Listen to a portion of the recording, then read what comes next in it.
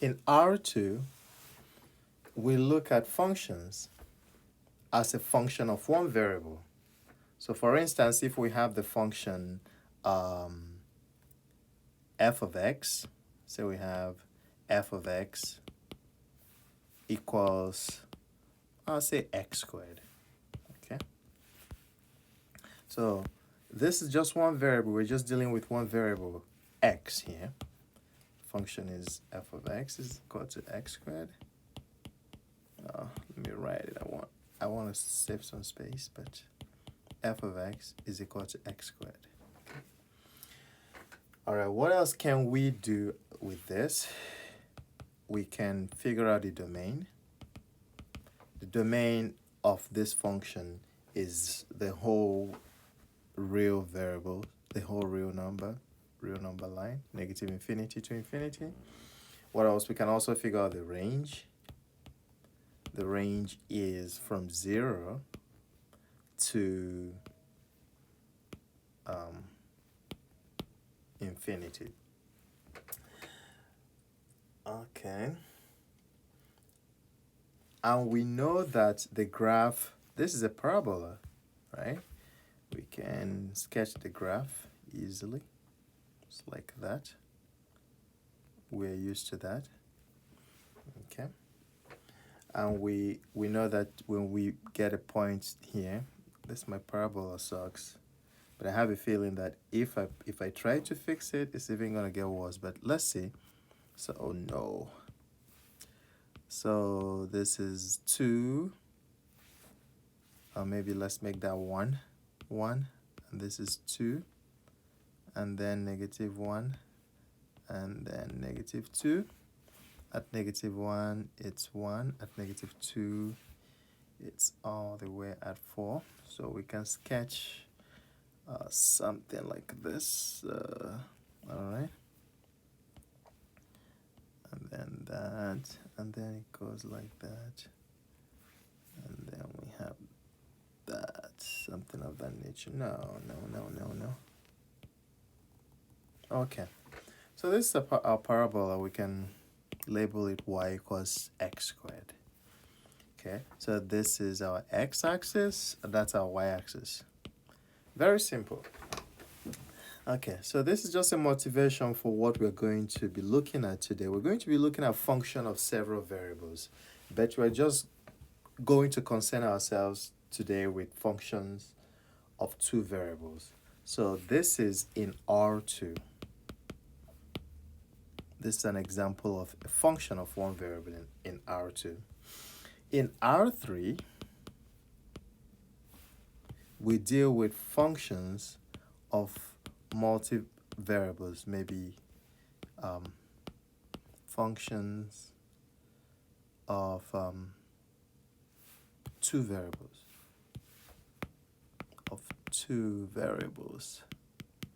Variables, can it fit in there? No. Write it there. Right? This is a function of one variable, x. So an example, this is our example. In R3, our example, let's create an example that's kind of similar to what we have there. So let's do function of x and y is equal to maybe x squared plus maybe y squared, right? X squared plus y squared. Why not? Our domain here,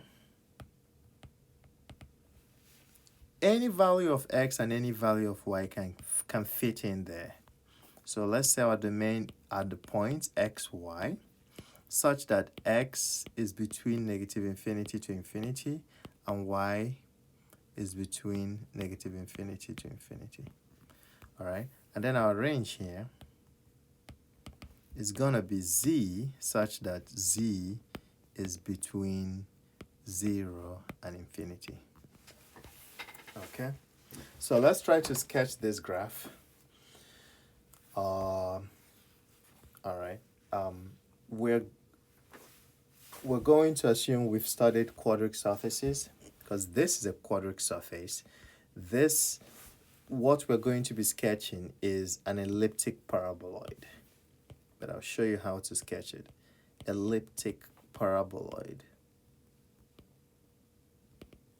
All right. So it's like a parabola in 3D. Okay. So let's start with the axis. That's the z-axis. And this is our y-axis or x-axis. This is our y-axis. Let's make it a little longer. Okay, make this a little longer. So what we're gonna do is, this is the z-axis, this is the x-axis, y-axis. What we're gonna do is we're gonna look at traces. We're gonna assume we have z, that we're looking at z is equal to x squared plus y squared, right? Then we're gonna look at the xz trace, xz trace.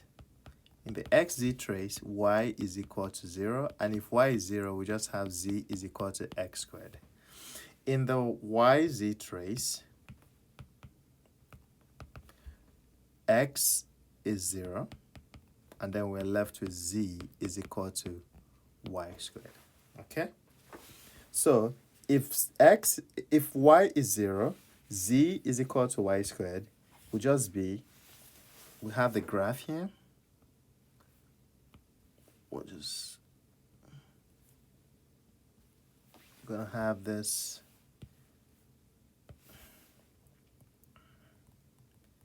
something like that. Okay, and then when x is 0, we look at the trace in the yz plane. We have something like this. This is a little, let's see. Oh no. Oh, what did I do? Okay, I'll come all the way here. And I'm just gonna go all the way there. Okay. So we're gonna have a little trace, our little trace here that comes all the way there. So our goal now is to join, is to join all this. It looks jagged, but when I join it, hopefully it looks good. So I'm gonna join like that. Okay. Okay. So it's like a bowl. Okay, that's what we get.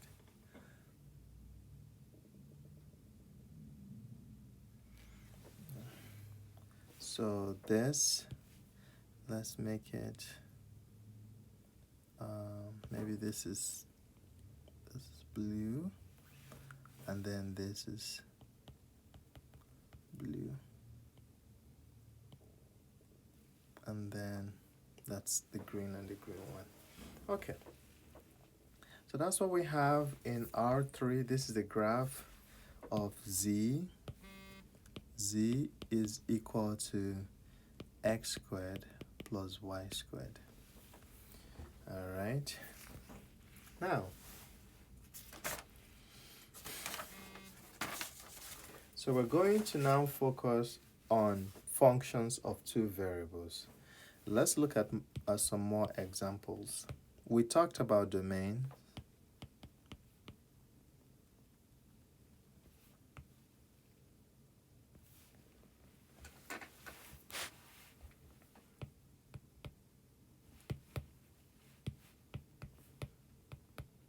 Talked about domains and range. Let's see what we can do more with those. We want to find the domain and the range of each function. So the first function we're going to look at is this, g of xy is equal to 4 minus x squared minus y squared. So let's think of the domain. To find the domain, we want the expression under the radical to be greater than 0, greater than or equal to 0, okay? So we want 4 minus x squared minus y squared to be greater than or equal to 0, because we can't find the square root of a negative number. And we're looking for the square root of 4 minus x squared minus y squared. And it can be a negative number. We want it to be greater than 0. What does this imply? This implies that we want x squared minus plus y squared to be less than or equal to 4 if you rearrange it. So, and what is this? This is just a disk of radius 2. Okay? A disk of radius 2. What does that mean? That means that if we're in the xy plane and we have a circle of radius 2, right? Negative 2, 2, negative 2, and 2. This is the region. This is x squared minus x squared plus y squared is less than or equal to 4. All right. Now, what is the range? What is the range? The range, what do you think the range is? Think of the range. Think of this. Think of the highest number that this can yield, right? X squared is always going to be positive. Y squared is always going to be positive. So we are subtracting positive numbers from 4, right? And we want this result to always be positive also. So the maximum that we can subtract from 4 is 4. The maximum number we can subtract from 4 is 4. So the maximum that, so if you look at this as the square root of 4 minus x squared plus y squared, think about it that way. The maximum that x squared and y squared can be is 4, right? As you can see here, x squared plus y squared is less than or equal to 4. The maximum it can be is 4, so that the minimum g can be is the square root of 0, because 4 minus 4 is 0, all right? So the minimum, our range, the minimum is 0. 0 is less than z, and then the maximum is 4. Because if x and y are both zeros, then we subtract 0 from 4, we just get 0. We get 4. We're looking for the square root of 4. So the maximum is the square root of 4, which is 2. I think I said 4 before, but it's the square root of 4, which is 2. Make a little note. This is root 4. All right. Now, let's discuss the graph of this function.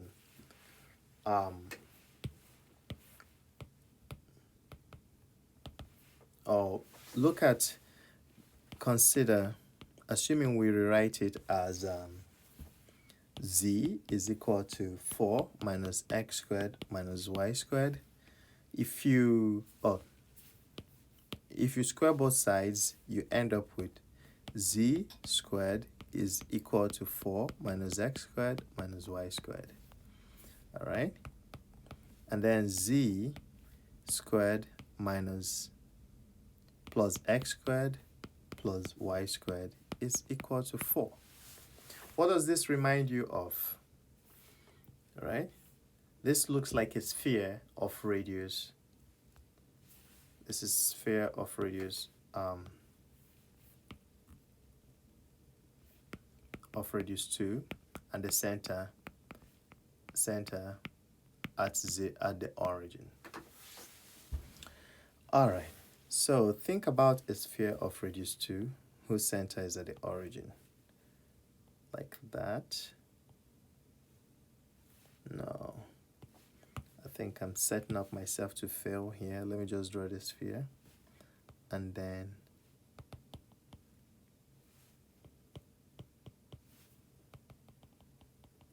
okay. So these are the axes. All right. So if you look at this sphere, from this point below the XY plane, the value of Z is 0. It's negative, I mean. The value of Z is negative, and above the XY plane, the value of Z is positive. So if you look at this graph, you have positive value of Z and negative value of Z.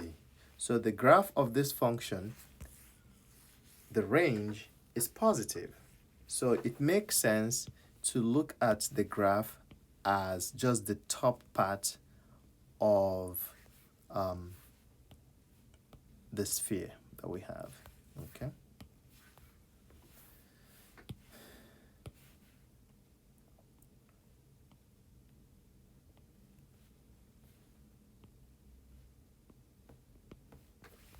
Okay.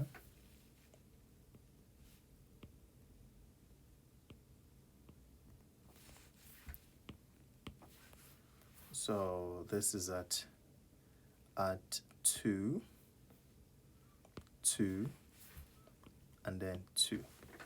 So that's the graph of the function. Basically, all I did is took the top part of this. All right. Let's look at another question. Let's call it question 2. F of x, y is equal to cosine of xy. But before we do that, I want us to look at the graph of this function. Remember, in pre-calc, the graph of a function has to pass the vertical line test.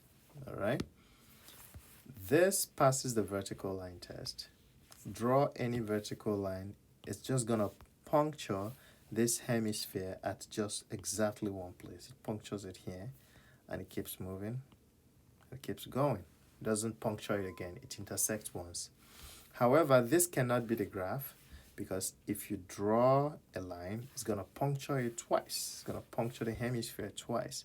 This point, and at least twice, and at that point, but twice, I think. All right? So this is the graph of a function. It's definitely a function. This is a function. This is not a function. Not a graph of a function. Okay. So let's look at another function. F of x is equal to cosine of xy. What is our domain? What is our range? So the domain is a set of all x and y such that we can plug in xy into cosine.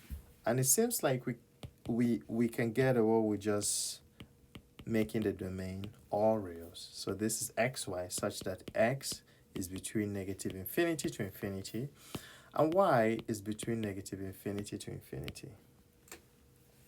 Basically, it's the whole of R2. And then let's look at our range. Our function is cosine, and the cosine function just goes between -1 and 1. So our range is quite easy. Well, let's say z. Let's call it R. Z. I need to be consistent with my notation here.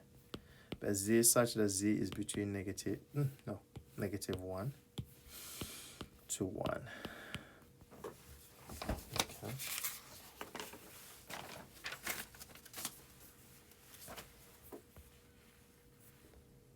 All right, how about this? H of x, y, is equal to the square root of x squared plus 1 times y. All right, so our domain, The only restriction we want for our domain is that we want x squared plus 1 times y to be greater than or equal to 0. But this should only now depend on y, because x squared plus 1 is already positive. It's always going to be positive. So all we need for this whole thing to be greater than or equal to 0 is that y be greater than or equal to 0. That's all we need. So this makes our domain to be xy such that y is greater than or equal to 0. Right? And then our range is going to be z such that z is greater than infinity, greater than 0, but less than infinity, between 0 and infinity. Okay? All right.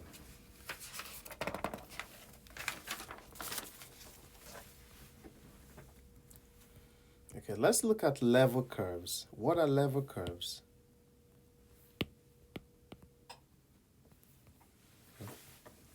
So think of the elliptic paraboloid we drew before. Elliptic paraboloid.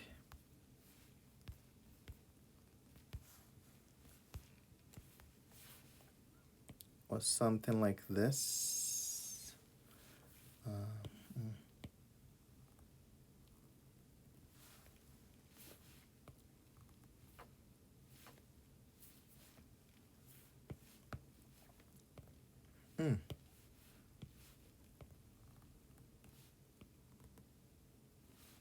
Okay. And this is our, oh no.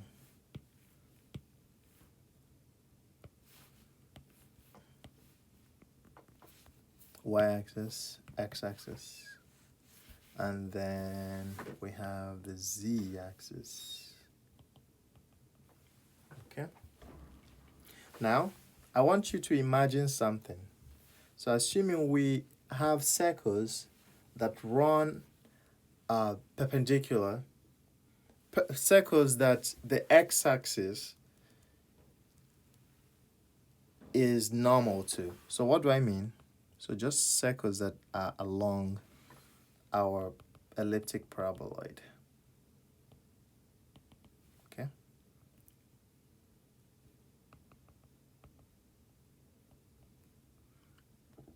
Something like this. And then let's project these circles. These blue circles are called contours or contour curves. But now, what we want to do, or what we're interested in, is a projection of these curves on the xy plane.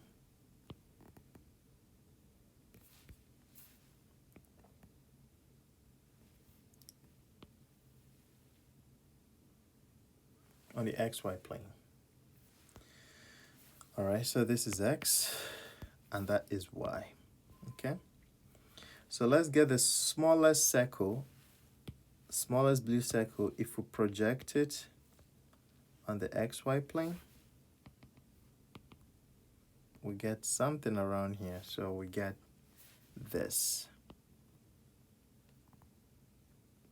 The next one, we can project it. So maybe this is when z is equal to maybe 1, assuming this is when z is equal to, say, 4. Maybe this is when z is equal to, say, 8. All right, no, let's make it 6.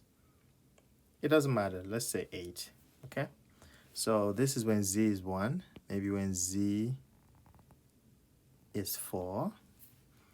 Maybe this is when z is 8. How about we make this when z is 9? Let's leave it at 8. Doesn't matter. All right, so we have, this is z, equals 8, z equals 4, z is equal to 1. All right. So these curves are now called level curves. So these are projections of our contour curves. Okay. So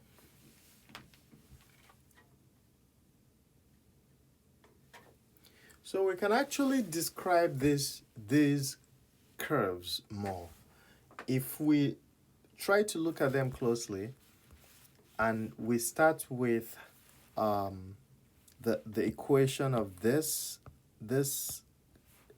elliptic paraboloid as z is x squared plus y squared. That's what we had. And we make a table. Let's assume we make a table. So we make a table. We have z. What's the value of z? And what is the level curve? And then what is the description?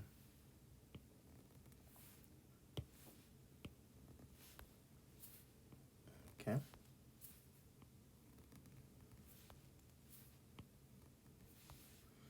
All right.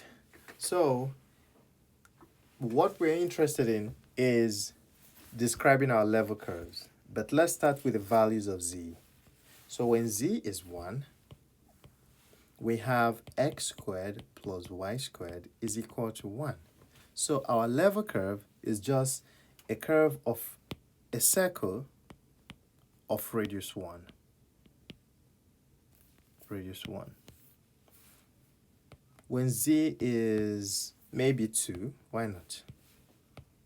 Then we have x squared plus y squared is equal to 2. And this is just a circle of radius square root of 2. All right? Let's look at when z is 4. We have x squared plus y squared is equal to 4. This is a circle of radius 2, and so forth. So actually, you can just start drawing the level. You can do your level curves, sketch your level curves without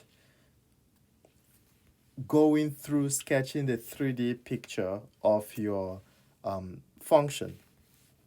You can go ahead, pick values for z, assuming we're given this equation x is equal to x squared, z is equal to x squared plus y squared, and we wanted to sketch its level curves. All we need to do is to start with some values for z. We choose 1, and we get a circle of radius 1. We go there, we draw a circle of radius 1 on the xy plane. We choose 2, and we get a circle of radius 2, or radius square root of 2. We draw that. We choose 4. We can choose 9 and then choose 16. Since we now know the pattern, we kind of know the kind of numbers for z that will give us nice circles. All right? Okay. So let's try another problem. Let's call this example 1 on the level curves. Example 1. All right, let's do example 2. Want to find and sketch the level curves.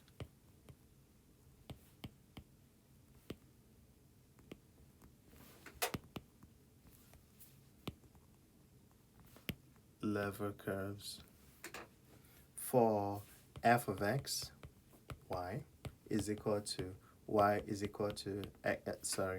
y minus x squared minus 1. So all we need to do now is to rewrite this as z is equal to y minus x squared minus 1. And then we can choose values for our z. All right? It's harder for me to draw a table, so I'll draw like a vertical table. So I'm going to draw a horizontal table here. Make it this way. When z, value of z, and then the level curve. Okay. When z is, nah, this is not good. Sorry. Not good. Doesn't work. So let's choose values of z. I'm not going to draw a line.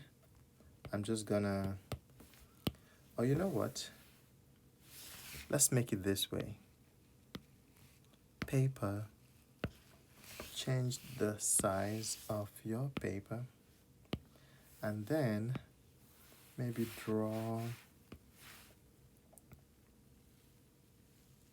that, and then go like this. Okay. So this is our values for z, and this is our level curve. So when we choose z, assuming we choose z as -2, we start with -2. If we plug in -2 into this equation, right, we end up with y equals x squared minus 1. Try it. Then try -1, then you get y equals x squared. All right, maybe 0, and then you get y is x plus 1. And then 1, you get y is equal to x plus 2. We see a pattern. So we just, our level curves are going to be parabolas, okay? So I'm gonna go back to my regular size paper, which is the one I like. Okay, so let's sketch a parabola. Harder for me to do here, but I'm gonna try. So sketch like that.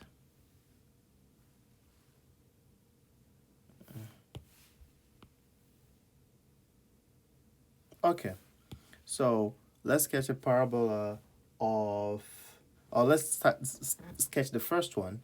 This is y equals x minus 1. So minus 1 is over there. I'll draw that, x minus 1, and then x squared, and then x plus 1. Hold on. It gotta look like a parabola. And then x minus 1, or x plus 1, and x plus 2, and so forth, stuff like that. Now, all you have to do for me is do this, make it larger, magic style, change the style to that, and then you Gucci. All right, so go in here. So this is your x-axis, y-axis. You need to label your level curves. Very important. This is when z is -2, and this is when z is -1, and this is when z is 0, and then this is when z is 1. All right, so you got you a nice set of level curves. All right, so I want you to try one. How about this, the level curves for this? Fine, try this. Find and draw the level curves for f of x, y equals e to the negative x squared minus y squared. All right. The hint is that,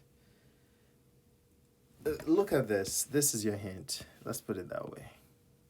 If you factor out an x or factor out a negative, you're left with x squared plus y squared, and so forth. X squared plus y squared, circle, you know. So think about it. All right, I will see you in class, or see you on the next video if you're not taking the class. All right.